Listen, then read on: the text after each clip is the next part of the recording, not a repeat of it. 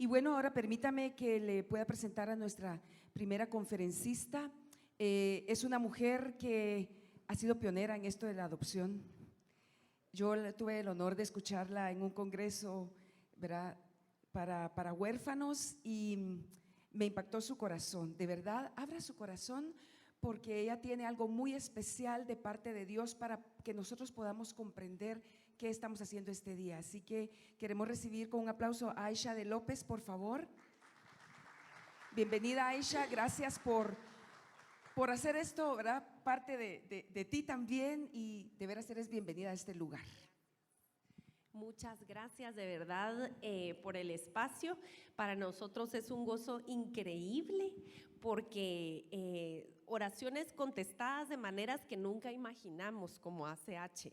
Realmente somos uno, el cuerpo de Cristo es uno, y nos interesa que como un frente unido podamos estar donde Dios nos quiere, ¿verdad? Entonces les agradezco muchísimo, nos emociona tanto ver esas playeras puestas, que ni David ni yo trajimos la playera de ACH y ustedes la tienen puesta. Entonces eso es de verdad increíble. Y me gustaría orar antes de empezar otra vez, por favor, si me acompañan cerrando sus ojos. Señor, aquí estamos juntos delante de ti. Y muchos quizás con corazones temerosos y cuerpos temblorosos, sin certeza de cuál será el siguiente paso, y en humildad viniendo a escuchar algo que quizás les ha incomodado por mucho tiempo. Pero Señor, tú en tu inmenso conocimiento, sabiduría, amor, tienes un tiempo. Padre, si es que aquí están los papás de niños que ya están esperando, tómalos hoy de la mano, tómalos de la barbilla, míralos a los ojos, anímalos con tu palabra a que den ese paso para que puedan reunirse pronto. En el nombre de Jesús, usa este día para detonar algo aún más profundo que familias más numerosas. Señor, que se pueda detonar una bomba de evangelio en estos focos de luz que serán estas familias. En el nombre de tu amado Jesucristo. Amén y amén. Bueno, pues mi nombre es Aisha de López, yo soy esposa del pastor Alex López de la Frater y nos casamos en el año 2000. Mi esposo es muy práctico, entonces siempre sé, y él también, en qué año de aniversario estamos, porque vamos con el año. O sea que sé que tenemos 18 años de casados. Yo tampoco soy muy buena con los números, así que me hizo un favor mi esposo, la verdad. Nos casamos y habíamos tenido una conversación acerca de la posibilidad de la adopción. Cuando éramos novios lo platicamos porque él, antes de ser novio mío, había tenido un proceso de cáncer testicular. Y a pesar de que no recibió radiación, que es lo que normalmente provoca problemas de esterilidad, nosotros pues hablamos así brevemente, no crea que fue así como una discusión de 3 horas donde oramos y consideramos y vimos y leímos libros, no, solo lo mencionamos. ¿Qué pasaría si no podemos concebir? Y entonces dijimos que la adopción era una cuestión factible desde que estábamos solteros. Y luego nos casamos y a los 2 años la prueba de embarazo positiva y un embarazo sin problemas, nace Ana Isabel. Unos 18 meses después, otro embarazo sin problema, Juan Marcos. Y vaya, y aquí en Guatemala da risa porque le dicen a uno la parejita, ¿verdad? Como que fueran coleccionables. O canarios, o toallas, o yo no sé, pero dicen Salero y Pimentero, la parejita. Y entonces parecíamos completos, pero le quiero decir que el Señor nunca trabaja en una sola cosa, sino que Él trabaja en capas y siempre está trabajando muchas cosas simultáneamente. Y ahora en retrospectiva puedo ver que Dios estaba atrayendo mi propio corazón hacia lo que era su historia de redención, nuestra historia de adopción como cuerpo, al mismo tiempo que me estaba dando una frase popular, se ha vuelto popular, la divina insatisfacción, ¿verdad? Me estaba dando una insatisfacción en una vida que parecía muy hecha, muy completa. Y entonces, a la par de que yo iba leyendo la Biblia con otros lentes y entendiendo que no eran historias sueltas, despenicadas, sino era una gran historia, y qué había pasado, qué realmente era el punto de la cruz de Cristo, empecé a recordar, o el Señor me empezó a recordar, mi deseo de adoptar. Pero cuando sacaba el tema, nunca profundizábamos y no se hablaba realmente en serio, y ahí lo dejábamos. Y entonces un día yo empecé a orar y le dije: Señor, yo realmente siento que necesitamos hacer algo más. Soy esposa de pastor, los niños están involucrados en cuanta cosa, usted sabe, en la iglesia actividades sobran. Y entonces yo dije: ¿cómo podemos hacer un servicio que no sea visible y que sea de impacto y que sea algo secreto? En el sentido de que no necesitamos ser vistos, ¿verdad? Y el Señor me puso en mi corazón ir a visitar un hogar. Entonces, un hogar de protección. Pero yo no sabía ni cómo, yo no era ajena a todo el sistema, yo no tenía ni idea. Y entonces oré, y un par de semanas después llega una invitación de un grupo de señoras de la iglesia que estaban yendo a hacer una célula, un grupito de oración y de leer la Biblia adentro de un hogar de protección con las señoras que cuidaban a las niñas. Y entonces me dicen: mire, fíjese que estamos pensando hacer una pequeña celebración del Día de la Madre con las niñas, entonces pensamos si usted puede venir. Y yo dije la respuesta: sí. Cuando colgué dije: ¿qué hice? Acabo de decir que ir a celebrar el Día de la Madre a un hogar de niñas que están separadas o que no tienen a su madre. ¿Qué les voy a decir? ¿Qué me voy a parar a decirles?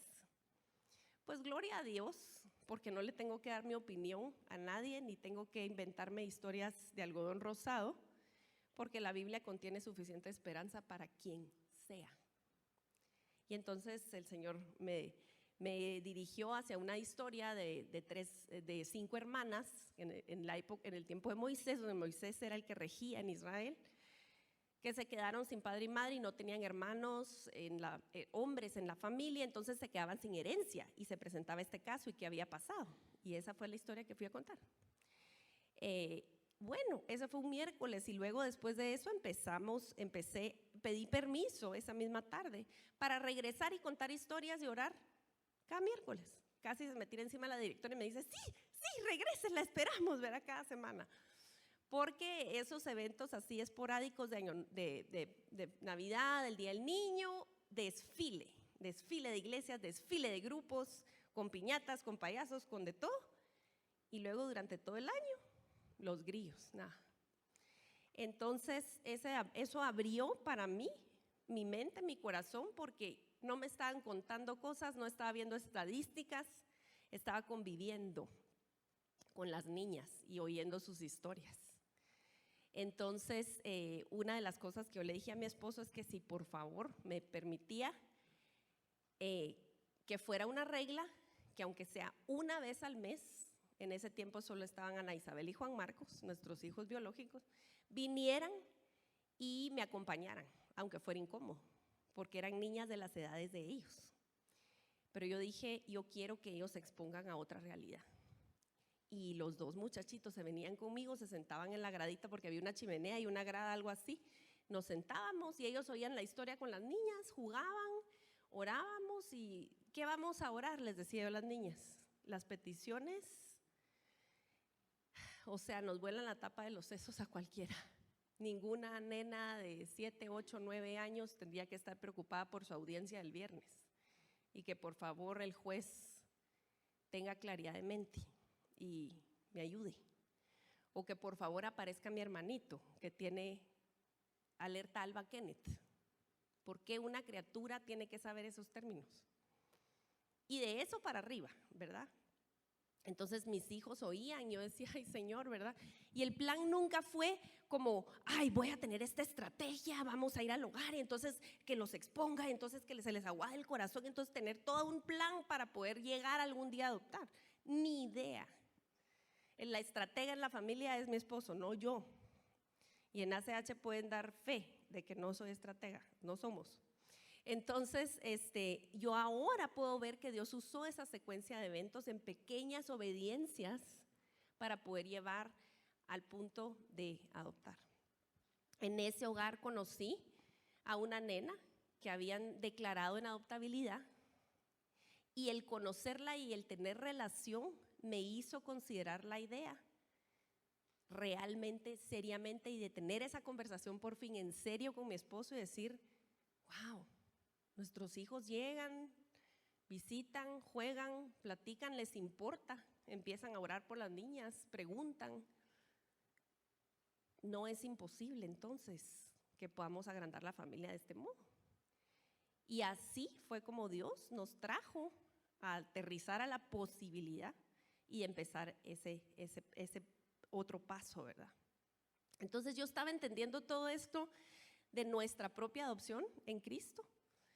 Y entonces en un fin de año nosotros celebramos Navidad y entonces puse en mi estado de la página de Facebook, Navidad es cuando Dios mandó a nuestro hermano mayor a firmar nuestros papeles de adopción.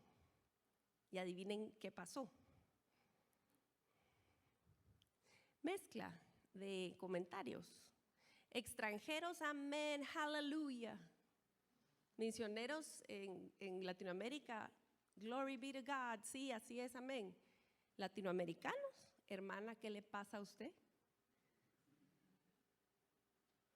Nosotros no somos de segunda categoría, somos hijos de verdad. Entonces, alto, cuando yo empecé a leer esos comentarios, yo dije, bueno, número 1, no leemos nuestras Biblias, claramente. Y número 2, no entendemos qué es la adopción. Porque la adopción produce hijos legítimos, absolutamente legítimos y de verdad. No son de trapo. A lo que yo estaba haciendo alusión era Efesios 1, del 3 al 6. Alabado sea Dios, Padre de nuestro Señor Jesucristo, que nos ha bendecido en las regiones celestiales con toda bendición espiritual en Cristo. Dios nos escogió en Él antes de la creación del mundo para que seamos santos y sin mancha delante de Él. En amor nos predestinó para ser adoptados. Esa palabra no es una versión oscura que tuve que buscar para que a mí me saliera bien la presentación el día de hoy. Búsquelo en cualquier versión. Para ser adoptados como hijos suyos por medio de Jesucristo, según el buen propósito de su voluntad, para la alabanza de su gloriosa gracia que nos concedió en su amado. Entonces, antes de cualquier otra cosa, si nosotros somos del cuerpo de Cristo, es un deleite y es una delicia y es importantísimo que nosotros principiemos por comprender que la adopción era la única manera en que nosotros podíamos llegar a la familia de Dios. Quiero que cuando yo haga mi mano así, ustedes digan en Cristo Jesús. Vamos a practicar. Muy bien. Voy a leerles algunos versículos solo de la carta de Efesios, que tiene 6 capitulitos. No Romanos, no los Salmos. Efesios, 6 capítulos. Y voy a leer y cada vez ustedes van a decir en Cristo Jesús, es como aparece en la Biblia. Pablo, apóstol de Cristo Jesús por la voluntad de Dios, a los santos y fieles que están en Éfeso, Efesios 1:1. Alabado sea Dios, Padre de nuestro Señor Jesucristo, que nos ha bendecido en las regiones celestiales con toda bendición espiritual. Efesios 1:3. Él nos hizo conocer el misterio de su voluntad conforme al buen propósito que estableció de antemano para llevarlo a cabo cuando se cumpliera el tiempo, esto es, reunir en él todas las cosas, tanto las del cielo como en las de la tierra. También fuimos hechos herederos, pues fuimos predestinados según el plan de aquel que hace todas las cosas conforme al designio de su voluntad, a fin de que nosotros, que ya hemos puesto nuestra esperanza, seamos para alabanza de su gloria. Efesios 1, 9 al 12. En unión con Dios nos resucitó y nos hizo sentar con Él en las regiones celestiales para mostrar en los tiempos venideros la incomparable riqueza de su gracia que por su bondad derramó sobre nosotros, porque por gracia ustedes han sido salvados mediante la fe. Esto no procede de ustedes, sino que es regalo de Dios, no por obras, para que nadie se jacte, porque somos hechura de Dios, creados para buenas obras, las cuales Dios dispuso de antemano a fin de que las pongamos en práctica. Efesios 2, 6 al 10. Pero ahora, a ustedes que estaban lejos, Dios los ha acercado mediante la sangre de Cristo. Efesios 2, 13. Conforme a su eterno propósito realizado, nuestro Señor, en Él, mediante la fe, disfrutamos de libertad y confianza para acercarnos a Dios. Efesios 3, 11 al 12. El que puede hacer muchísimo más de todo lo que podamos imaginarnos o pedir por el poder que obra eficazmente en nosotros. A Él sea la gloria en la iglesia y por todas las generaciones, por los siglos de los siglos. Amén. Efesios 3, 20 al 21. Ya se van dando una idea de que esto de en no es al azar. Este énfasis, esta insistencia en la escritura tiene un porqué. El asunto es que en nuestro propio nombre jamás podríamos optar a tener los beneficios que tenemos con el Padre. Nosotros necesitábamos llegar en el nombre de alguien más. Esta familia del Señor no se formó porque yo, necesito casa, necesito identidad, ya vine. Eso es arrogancia. ¿Por qué ustedes creen que Cristo tuvo que morir? No fue opcional. El Getsemaní que Él pasó, cuando sudaba gotas de sangre y Él pidió varias veces: Señor, si es posible, pasa de mí esta copa, pero que no se haga mi voluntad sino la tuya. Y la respuesta del Padre fue: no, tenemos que hacer esto, porque no hay otra manera. Por eso, en Cristo Jesús, en Cristo Jesús, en Cristo Jesús. Pero claro, nosotros nos llevamos de cristianos, pero yo a mi manera. Y yo soy buena gente. Dios debería de conceder mis sueños, deseos, anhelos, etcétera, porque Dios me debe. ¿Cómo así? Y no, el fulano ese, ese no necesita tanto porque es bien bueno, viera. ¿Pretendemos llegar delante del Padre con nuestras buenas obras? Jamás alcanzaría. Entonces tuvo que dar a su unigénito Hijo, el perfecto, en intercambio, para que pudiéramos nosotros, vestidos con la justicia de Cristo, ser adoptados, venir a la familia. En nuestro propio nombre jamás seremos recibidos. Nuestros propios méritos apenas llegan a la categoría de trapos de inmundicia, según Isaías 64:6.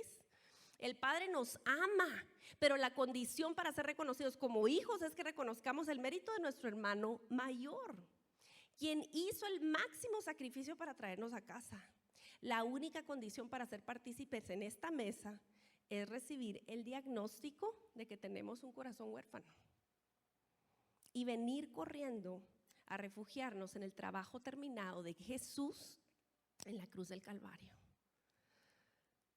Parece que tenemos dos opciones: o venimos delante del Padre envueltos en nuestros méritos y recibimos nuestra recompensa, que es su ira, o venimos vestidos en los méritos de Cristo y ahí la cuenta está pagada. O aceptamos por fe que Jesús pagó nuestro castigo al precio de su sangre, o lo pagamos nosotros en el día de final. O estamos en Cristo Jesús o estamos en orfandad, o estamos en Él o estamos sin Padre y a nuestras expensas. Comenzar a comprender de nuestra propia adopción nos da la base necesaria para que podamos dar la bienvenida a alguien igual de terrible y peor que nosotros. Solo haber recibido el amor incondicional de un padre nos da la capacidad para recibir a alguien y dar amor incondicional. Habiendo dicho todo esto, quizás ustedes me dicen, hermana, yo estoy convencida. Yo sé que el Señor me adoptó por gracia. Yo sé que yo no merecía un lugar en esa mesa y yo estoy refugiado en Cristo y estamos listos para esto y estamos felices y por eso estamos aquí, porque tenemos temor, pero aquí estamos y ya somos materia dispuesta. Ni me tiene que convencer de mi propia adopción, yo estoy adoptada. Ok. Entonces tengo que decirles y pasar a lo siguiente. Las emociones e intenciones no serán suficientes. Las buenas intenciones jamás pueden sustentar lo que exige una relación sacrificial. Jesús no se sostuvo por emociones. Nuestra adopción no se compró con emociones, se compró con sangre. Yo soy de las que quiero una cultura de adopción tomar vuelo en Guatemala y en Latinoamérica, y estamos trabajando para eso. Quiero que sea normal entre los latinoamericanos cristianos considerar la adopción como una opción A, no como una opción B, porque Dios no hace niños plan B. Todos los niños nacen en el corazón de Dios primero que en el corazón de cualquiera. Entonces no hay niño plan B. Yo quiero eso, pero no estoy dispuesta, y en ACH tenemos conciencia tan clara de eso.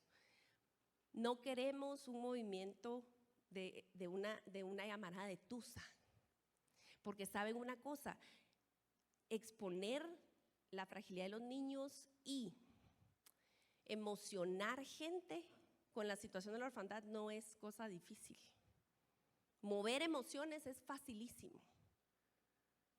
Pero estar descansados en que el trabajo duro, sacrificial, que lleva tiempo, lo vamos a ver, eso requiere fe.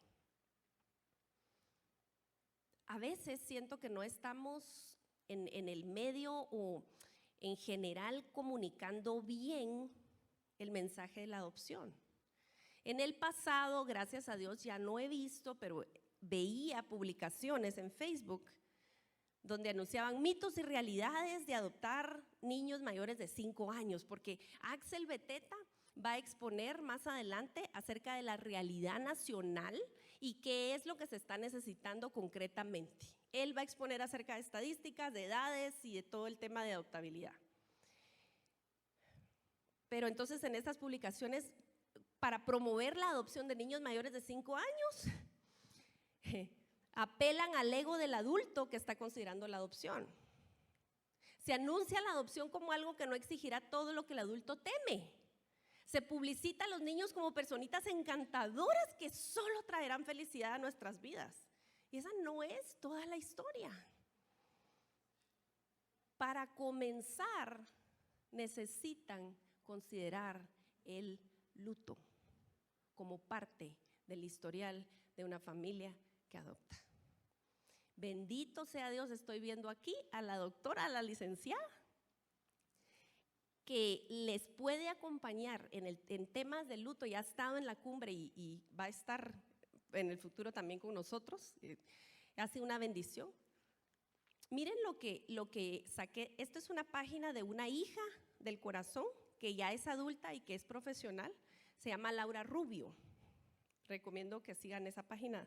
Ella es argentina, no la conozco, la estoy empezando a conocer en redes, pero me pareció tan excelente esto que ella escribió. Y dice, la adopción siempre empieza con pérdida o trauma, a menudo con ambos. Como familias adoptivas, el mayor interés de nuestros hijos es que reconozcamos este hecho y le demos espacio. Incluso en adopciones de bebés está la pérdida de una madre con la que se han vinculado durante 9 meses o incluso más, y la pérdida de una familia de la que legalmente dejan de formar parte. Cuando comprendemos esto, podemos ayudar a nuestras criaturas mucho mejor. Eso se oye tan a menudo cuando se habla de adopción. Es que mejor bebé, porque así ni cuenta, o sea, ni se acuerda, y usted lo hace a su manera. Hay muchas bendiciones en poder tener involucramiento desde la primera etapa, absolutamente. Si yo pudiera regresar el tiempo y sostener a mis bebés a los 4 de horas, yo lo pediría con todo mi corazón. Si yo pudiera sostenerlos a los 4 de horas de nacido y evitar mucho del dolor que invade nuestra casa, yo lo haría. Pero esa no es mi realidad. Y tengo que descansar en que el Señor estuvo en esos 2 partos que yo no vi. Y en que el Señor sostuvo la vida de mis hijas y que el dolor que ha venido a mi casa va a tener un poder redentor. Sinceramente, yo no culpo a nadie en particular de este tipo de publicidad que quiere que los niños sean adoptados, porque simplemente es una continuación de la cultura actual, la cual dice que si algo es feo, doloroso, indeseable, incómodo, se debe evitar a toda costa. Pues si no, miremos todo el rollo del aborto. ¿Qué es? Porque, perdóneme, pero la enorme cantidad de casos no son temas de alto riesgo, de dilemas éticos, son asuntos de comodidad y de conveniencia.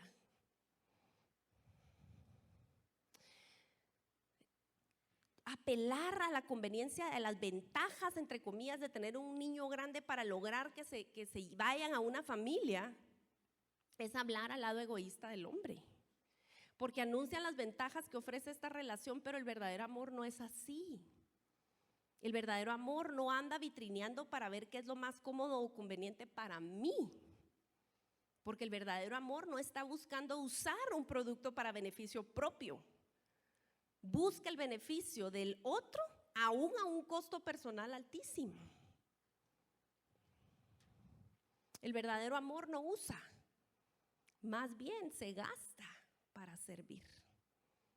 No se puede enganchar a la gente con el anzuelo del ego o el sentimentalismo y esperar que luego se emprenda un camino que demanda amor sacrificial.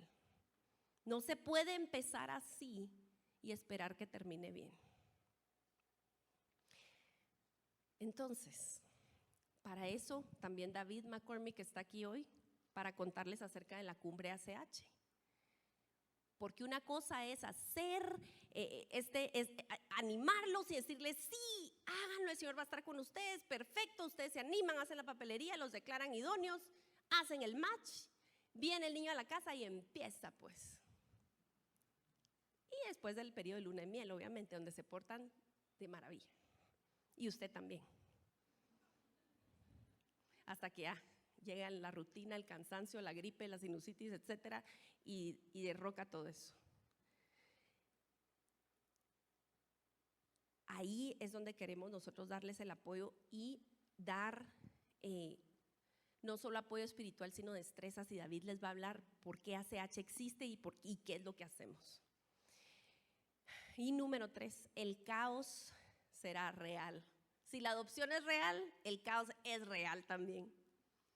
Pero la presencia del Señor será aún más real. La adopción y todo lo que conlleva no tiene como fin nuestra autorrealización. De hecho, en el plan de Dios, nada tiene como fin nuestra autorrealización.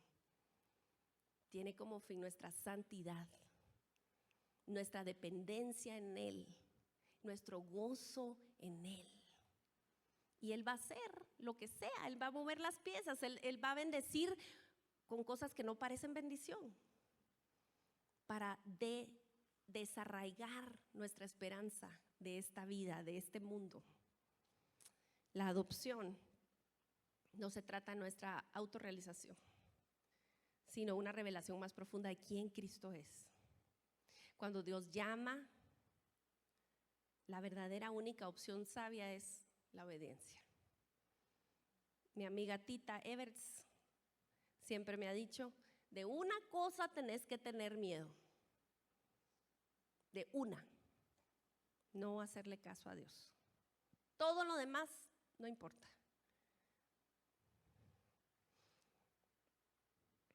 Cuando Dios llama, la única opción es la obediencia. ¿Y saben qué? No todos van a ser llamados a la adopción. Y los que hemos adoptado no somos superhumanos, ni un título de superhéroes nos queda bien en lo absoluto. Nosotros somos gente normal que hace cosas que deberían de ser vistas como normales en el cuerpo de Cristo, y no podríamos ser familias por adopción o acogimiento, que ni siquiera estoy tocando el tema. No podríamos hacer esa obediencia sin la obediencia de la gente a nuestro alrededor. Yo no podría ser familia como somos sin el amor del cuerpo de Cristo rodeándome, mis amigas ayudándome, escuchándome, invitándome a un café en los días donde ya no podía más de crisis.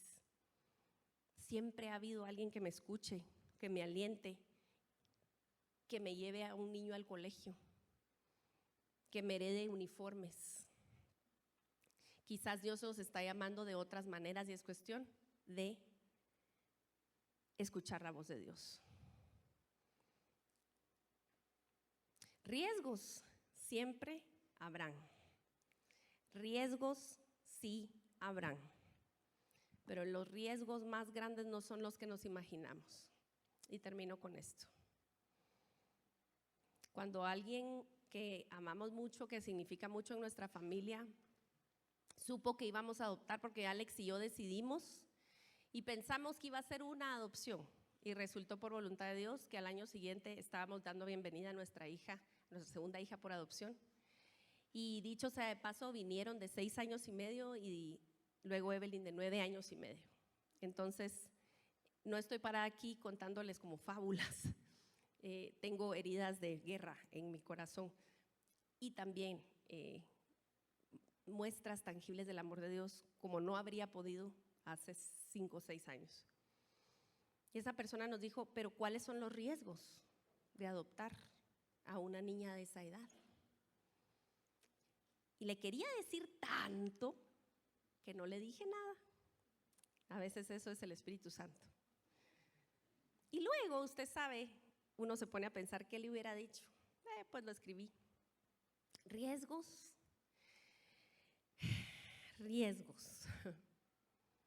Quizás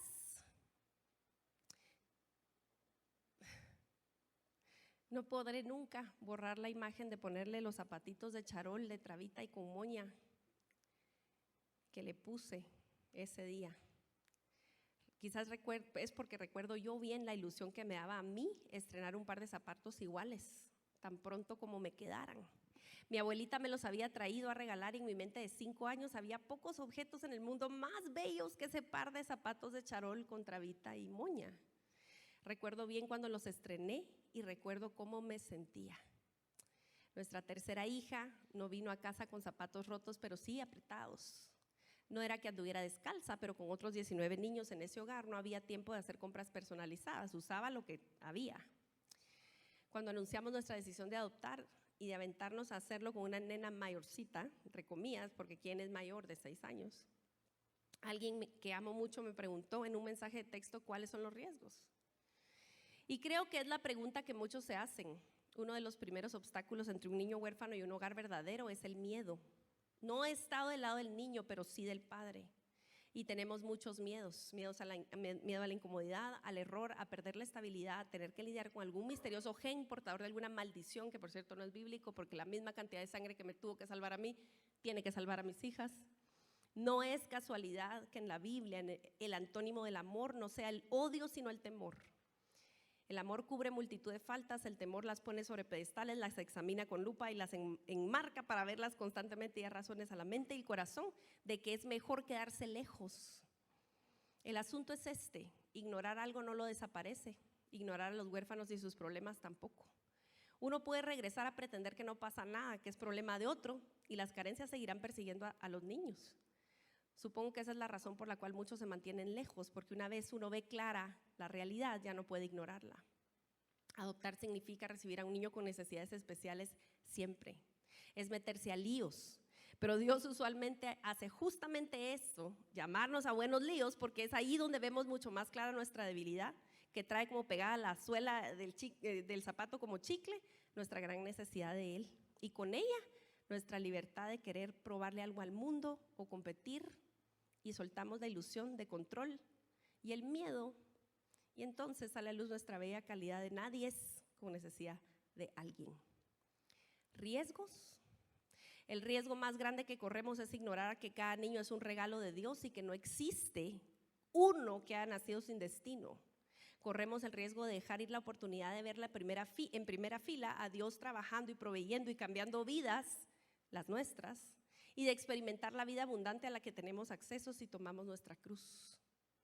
Y el mayor de nuestros riesgos es dejar a otro niño, otra niña, teniendo pesadillas cada noche, teniendo que crecer con el corazón endurecido de ver que a nadie parece importarle lo suficiente, y después en la vida tratar de autocalmarlas con toda clase de malas decisiones.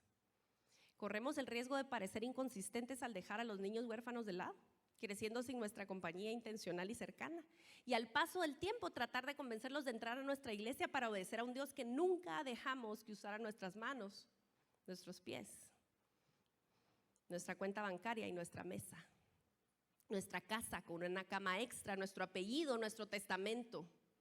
El mayor riesgo es dejar de morir a nosotros al adoptar o apoyar la cultura de adopción y vivir cómodamente para nosotros, y al final de la vida descubrir que había más si tan solo hubiéramos tomado el riesgo.